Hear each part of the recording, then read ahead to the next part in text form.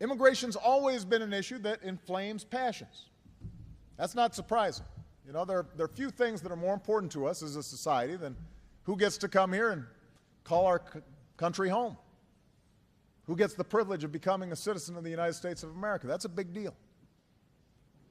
When we talk about that in the abstract, it's easy sometimes for the discussion to take on a feeling of us versus them. And when that happens, a lot of folks forget that most of us used to be them. We forget that.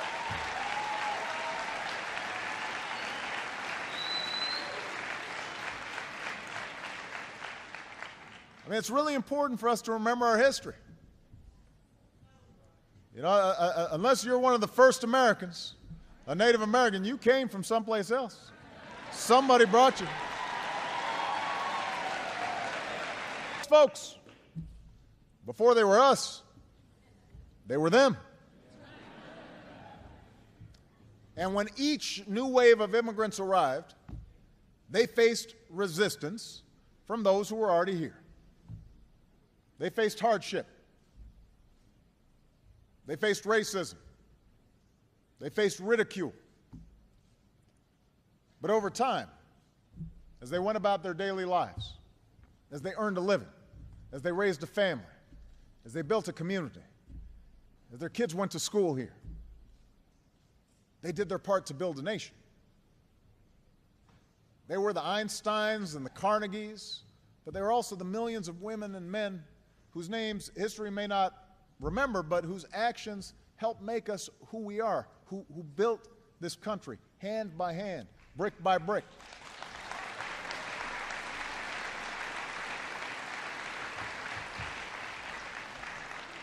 They all came here knowing that what makes somebody an American is not just blood or birth, but allegiance to our founding principles and the faith in the idea that anyone from anywhere can write the next great chapter of our story. And that's still true today.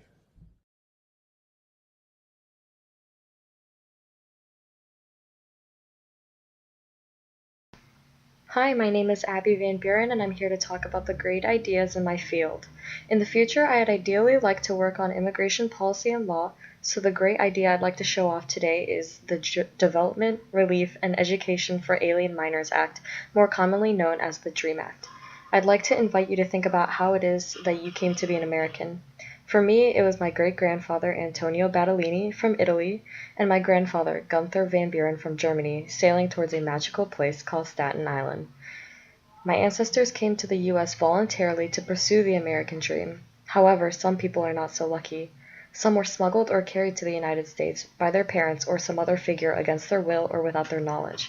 Many children are brought to the U.S. illegally when they are at a very young age and have no concept of being what an illegal, quote, alien is. Imagine having no memory of your country of origin, being raised in an average American town, going to elementary school, going trick-or-treating, seeing fireworks on the 4th of July, going to prom, homecoming, all the way up to college, then realizing you're not actually an American citizen. You are 100% culturally American, but you lack the paperwork to show it. So, because you were brought to the U.S. illegally, you suddenly realize your life prospects are limited. You can't go to college because you can't apply for financial aid. You get a good job, but you don't have Social Security, so you can't keep it. You become invisible, and despite everything right now, you become what is known as an alien in the only society, culture, and country that you know. Imagine the fear of being caught and being sent back to a country that, is as foreign as can be. Not knowing the people, culture, or language, and this is a fear that many undocumented people face every day. The DREAM Act is an idea that helps to seek foreign, undocumented nationals who want to contribute and to be a part of the melting pot that is America. So what is the DREAM Act? The DREAM Act is bipartisan legislation that directly addresses the tragedy of approximately 2.4 million youths who grew up in the United States, who have graduated from our high schools, but are limited because of immigration legislation.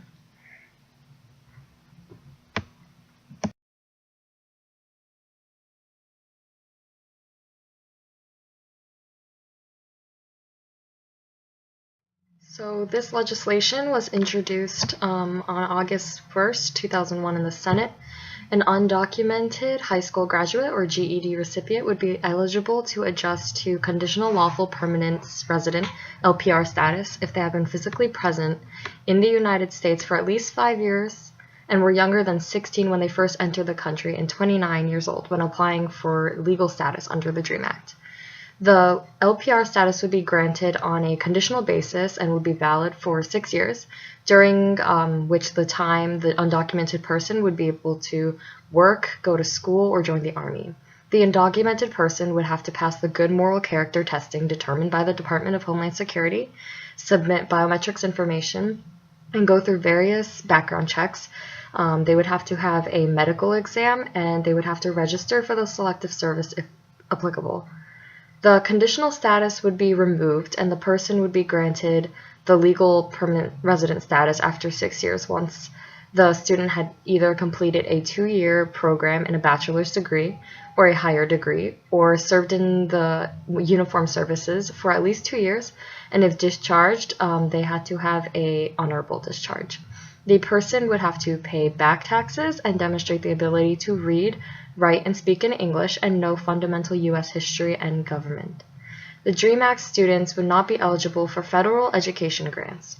Students would, however, be eligible for federal work-study and student loans, and individual states would not be restricted from providing financial aid to the students.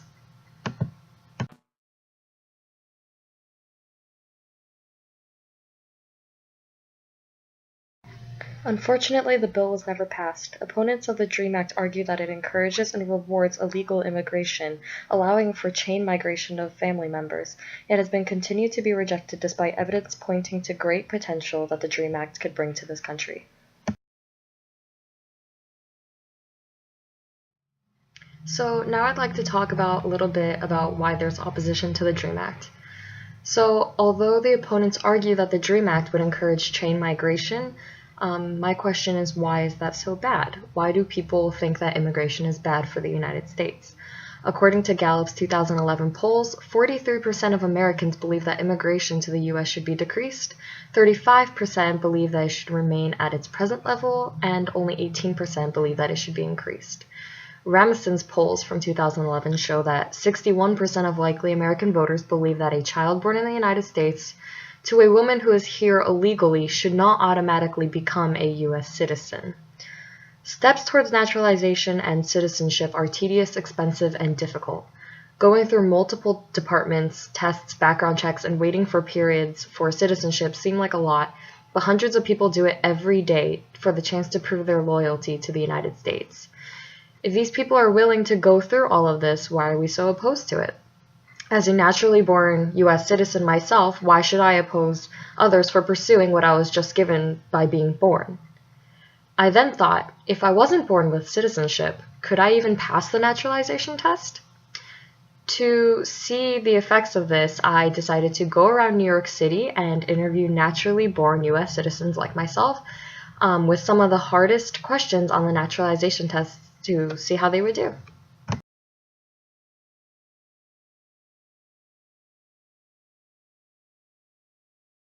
I'm Abby, and I'm doing a project on immigration reform, and I was hoping you'd be willing to answer a few questions off the naturalization test for my video. So before he was president, Eisenhower was a general. Do you know what war he was in? World War I? Actually, it was World War II. But thank you so much. Who said, "Give me liberty or give me death"? Oh, it was right before he died. I don't remember his name. Maybe it's a guy. It was a man. That's good, a man is good. Who is Patrick Henry? Who is the Chief Justice of the United States now? I don't know. Oh, okay. I am, and I have no idea what that is. I don't know. Okay. It is John Roberts. I thought it was a woman. The House of Representatives has how many voting members? Is it 250? 300 something. I thought it was 250. No. Pretty sure it's like 399, 56. It's 435.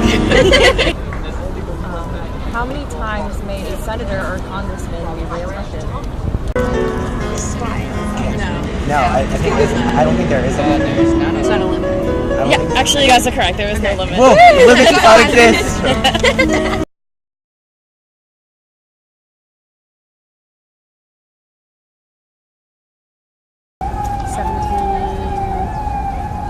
Declaration of Independence was 1776. Yeah, that's what I wanted to say, but I didn't want to get it wrong.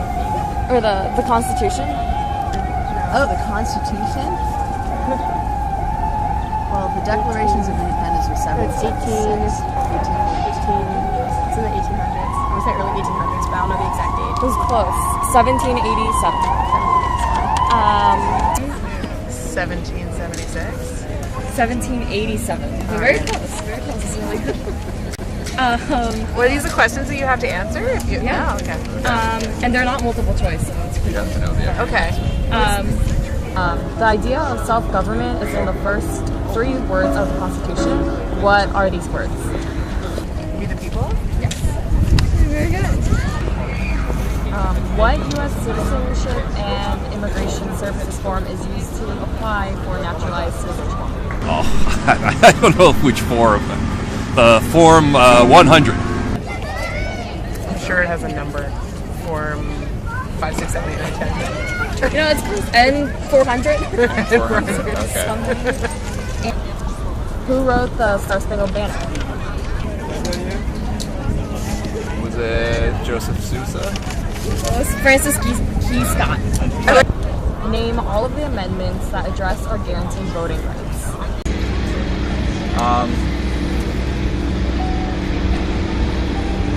No, this is not my strong suit. I don't. No, it's incredibly difficult. I mean, Yeah.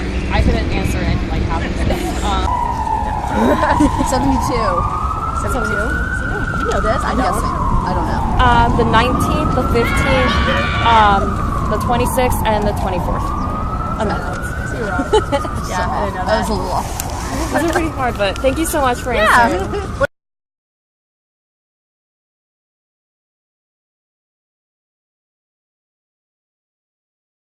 When you naturalize, what does that mean? That means you become a U.S. citizen. Okay. Yeah. So it's the last day you can send in federal income tax returns. Like the exact date. It's like sometime in April, isn't it?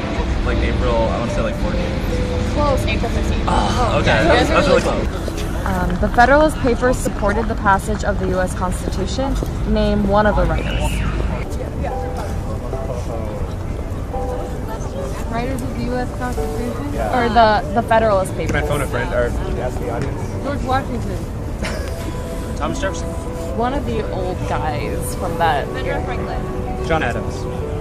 Nope. All right. It's James Madison, Alexander Hamilton, John Jay, and Lewis. Oh, John Jay. John Jay, St. Louis Cardinals center fielder. Your report trying to be like immigrants know way more about their country, this country than Americans. That's totally what it is. I was just like trying to shadow on the fact that like many native-born Americans can't even answer these, and it's a non-multiple choice test, so it's. I mean, at one point I knew these things when I was in high school. Yeah. And that's true for every little city. Like people that live in that city don't know much about the city. They come and visit. Yeah, we're not getting like called on it though. Like, Yeah, but you're getting. you don't know the answer to this question? Guess what? We're taking more taxes from you. But yeah. So, as we observed, these hopeful immigrants must pass tests that most born and raised citizens can't answer. But now you may ask, why should I care? As a naturally born U.S. citizen, even if I can't pass the naturalization test myself, why should I care? Why should I even bother thinking about the DREAM Act as a good idea when I'm not a beneficiary of the act directly? It may come as a surprise, but part of what makes the DREAM Act such a great idea is that everyone benefits from it. According to the White House and their data, it shows that the DREAM Act is good for our economy, security, and nation. Many opponents have arguments against the DREAM Act. However, most of them are just myths. I'd like to end my video by refuting a lot of common dissatisfactions people have with the DREAM Act to show that it is truly a great idea in my field of politics. And it's also a good idea in all other fields. The DREAM Act allows for benefits not only for undocumented people, but for people in all fields in the United States of America.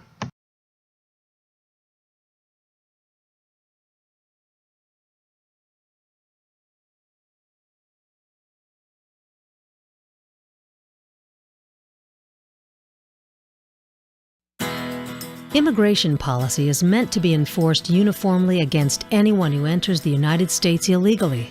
But proponents of immigration amnesty try to introduce exceptions into the legislation for certain groups. On its face, the DREAM Act seems like a harmless bill meant to provide educational benefits and the opportunity for military service to disadvantaged youth in our society.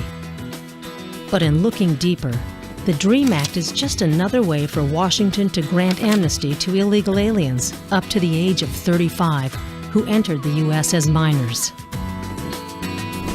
The DREAM Act creates a tiered system to grant amnesty to illegal aliens who arrived in the U.S. before the age of 16. This would immediately put an estimated 2.1 million illegal residents on a path to citizenship.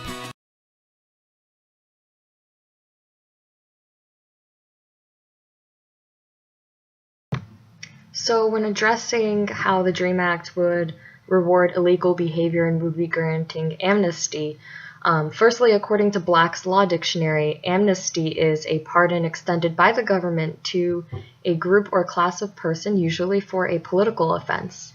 The act of a sovereign power officially forgiving certain classes of people who are subject to trial but have not yet been convicted. Therefore, the DREAM Act is an amnesty. Eligible youths who had no say in the decision to come to the United States would have to work hard to earn permanent residency, and at the earliest they could gain citizenship at 13 years. These youths didn't commit a crime, so they can't be pardoned for an offense that they did not commit themselves.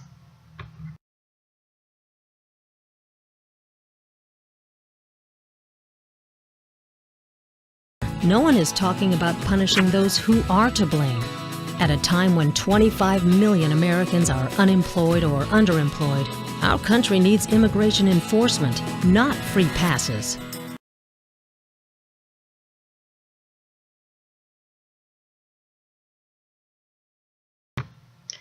So in addressing the problem that the DREAM Act would be difficult for U.S. citizens to keep or find employment is actually a myth, because AmericanProgress.org reports that the passage of the DREAM Act would actually add $329 billion to the U.S. economy and create 1.4 million new jobs by 2030. Many economists find that immigrants tend to complement the skills of the native workers rather than compete with them, especially as immigrants move up on the immigration and skills chain. Increasing the education of immigrant workers would therefore decrease competition between dreamers and native-born. The DREAM Act would allow the U.S. to step up in the global economy. Secretary of Education Arne Duncan has said that the DREAM Act would allow these young people to live up to their full potential and to contribute to the economic growth of our country. In particular, the DREAM Act will play an important part in the nation's efforts to have the highest proportion of college graduates in the world by 2020, which is vital for the U.S. to remain competitive in the global economy of today. The DREAM Act will allow for economic benefits for citizens and non-citizens alike, whether they were native or not, according to the Nonpartisan Congressional Budget Office, which reports that the DREAM Act in its current form will cut the deficit by $1.4 billion and increase government revenues by $2.3 billion over the next 10 years. According to a recent UCLA study, students who would be impacted by the DREAM Act could add between 1.4 and 3.6 trillion in taxable income to our economy over the course of their careers, depending on how many ultimately gain legal status. This income is substantially higher than the income they would have earned if they were unable to attend and complete a college education. In fact, research indicates that the average college graduate earned nearly 60% more than a high school graduate.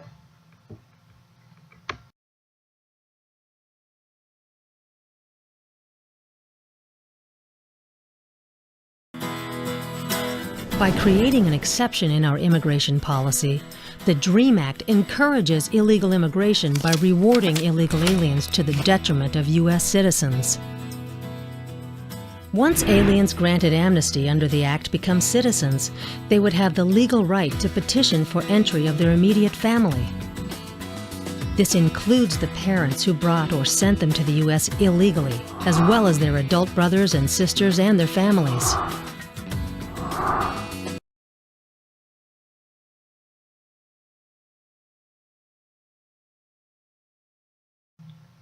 So, addressing the myth that the DREAM Act would trigger large-scale chain immigration, it is extremely difficult to sponsor family members once someone gets citizenship under the DREAM Act. It would be at least 10 years before a DREAM Act beneficiary could sponsor their spouse or child for permanent residency, and at least 13 years before they could sponsor their parents or siblings. Even after all that time, the family members become sponsored would go through the intensive process of security checks, moral character checks, and financial stability checks to become a citizen, which also takes many years.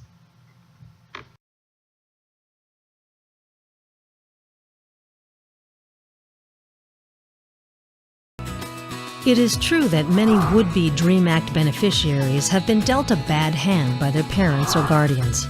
As difficult as it may be, they have the responsibility to obey the law upon reaching adulthood. The DREAM Act is a bad deal for everyone, except for select groups who would benefit and certain Washington politicians who want to use this legislation to score political points. It's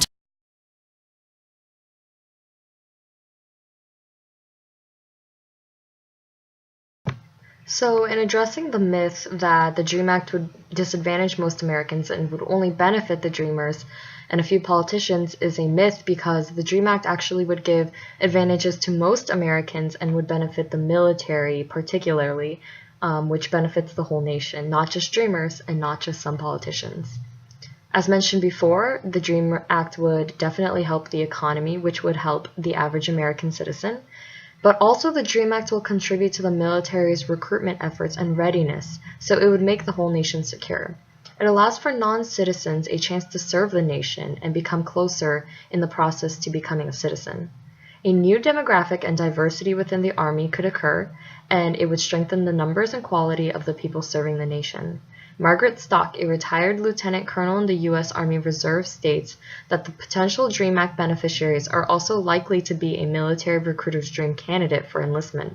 In a time when qualified recruits, particularly with ones with foreign language skills and foreign cultural awareness, are in short supply, enforcing deportation laws against these young people makes no sense.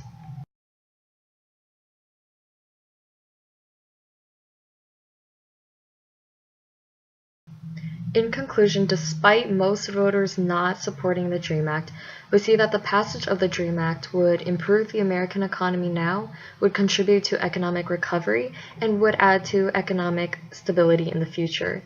It would also benefit our military, and above all, the passage of the DREAM Act would allow for those who desperately want to prove their love for the United States to finally be able to do so by contributing to the country's society and culture that raised them.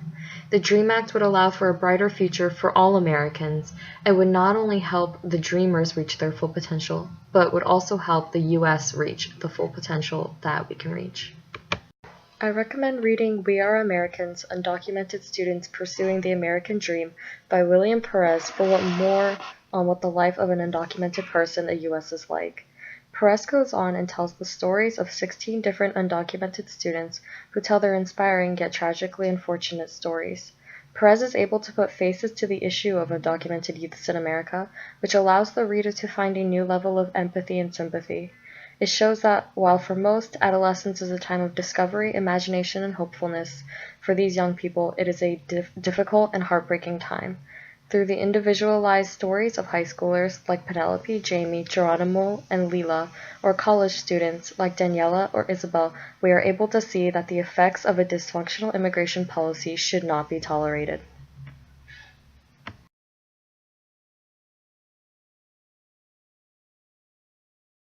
So this is the end of my video and my project. I just wanted to thank you for watching and for listening. And I hope you found it informative at some points and also humorous at other points. And I invite you to research the DREAM Act further to see that it truly is a great idea in my field.